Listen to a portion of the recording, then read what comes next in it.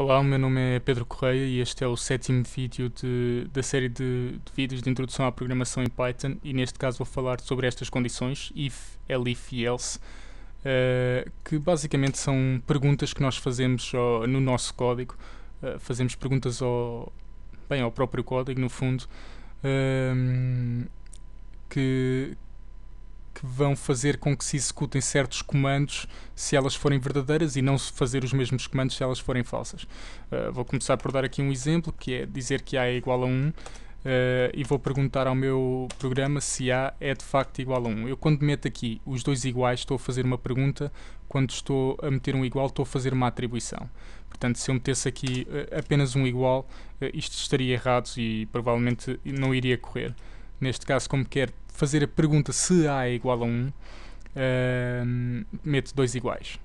Meto dois pontos para terminar a condição, e a seguir é preciso ter noção do conceito de indentação, que é o seguinte: eu agora aqui dentro posso meter uma série de comandos, só que não há maneira do programa perceber se os comandos estão dentro desta pergunta ou de outra coisa qualquer se eu não lhe mostrar como. E no Python isto faz-se com indentação. Portanto, se eu quero meter comandos aqui dentro, na linha a seguir faço uma indentação à frente e os comandos que eu vou escrever aqui vão estar indentados. E dizer print A é igual a 1. Vou correr isto e, como a resposta foi verdadeira, ele fez-me o print desta string, A é igual a 1. Se eu fizer a mesma coisa para A igual a 2, tentar exatamente o mesmo print, só com A igual a 2, não é? Ele já não correu nada porque esta pergunta devolveu falso. Mas nós não precisamos de estar sujeitos a estar a fazer uma pergunta de cada vez. Nós podemos fazer uma série de perguntas no mesmo contexto, ou na mesma estrutura. E então, começar por perguntar se A é igual a 1, faço o print e dizer A é igual a 1. Se eu quiser fazer uma segunda pergunta dentro da mesma estrutura, em vez de utilizar o if, utilizo o elif. O elif é um diminutivo da expressão else if, que é muito comum noutras linguagens, e basicamente o inglês diz tudo. If quer dizer se A é igual a 1, elif, sendo else if, quer dizer se A é igual a 2. Portanto, se eu fizesse um novo if, estava a meter outra estrutura. Se eu quiser estar na mesma, utilizo um elif para fazer uma segunda questão.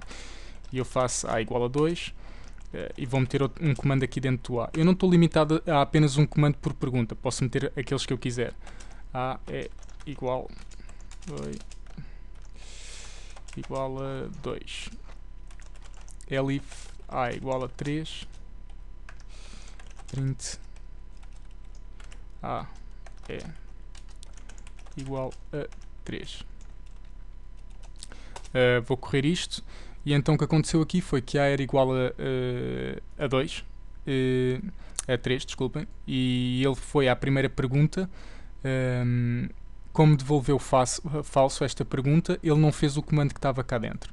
Foi à segunda pergunta, como devolveu falso, ele também não fez o comando que estava cá dentro. Foi à terceira pergunta, como devolveu verdadeiro, ele fez o comando que estava cá dentro. Print A é igual a 3, A é igual a 3, como está aqui. Se ele tivesse passado, por exemplo, nesta, se A fosse igual a 2, já não ia fazer a terceira, certo?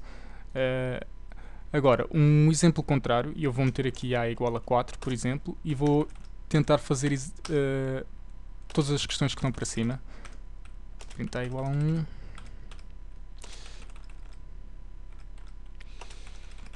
Elif A igual a 3. Prontos. Existe um terceiro comando, que é o else, nesta estrutura de perguntas, que permite obter uma resposta de caso contrário, do género: se A é igual a 1, então dá este comando. Se A é igual a 2, dá este. Se 3, igual a este. Mas se for outra coisa qualquer, nós temos um comando qualquer para ele para ele dar uma resposta. Portanto, isto é importante porque imaginem que vocês têm uma série de números que querem perguntar, mas há outros que são desnecessários e a vossa estrutura de perguntas pode precisar de saber lidar com isso. Então, nesse caso, eu vou meter else e vou meter aqui print A é outra coisa qualquer. E eu vou correr isto e ele não passou nas 3 primeiras, nesse caso, não sendo A igual a 1, a 2 ou 3, então é outra coisa qualquer, é o caso contrário, e então ele fez este print. E está aqui a resposta. Agora, assim de repente, vocês podem não perceber a utilidade disto. No vídeo a seguir já vão perceber melhor, porque isto, regra geral, esta estrutura que é fundamental na programação está inserida noutros contextos, com outra estrutura igualmente importante. Mas se vocês forem, por exemplo, a fazer um programa que precise de ter qualquer tipo de interface, nem que seja uma interface muito simples, vocês precisam de questionar o utilizador em relação à opção que ele quer escolher, como por exemplo salvar ficheiro ou carregar ficheiro, ver gráfico, este tipo de coisas. E então nesse caso vocês precisam de perguntar se é aquela opção que o utilizador quer escolher, e vão sempre precisar de fazer este tipo de estruturas. Mas no vídeo a seguir veremos melhor outro tipo de coisas para os quais isto serve. Por agora este já está. Abraço, até ao próximo.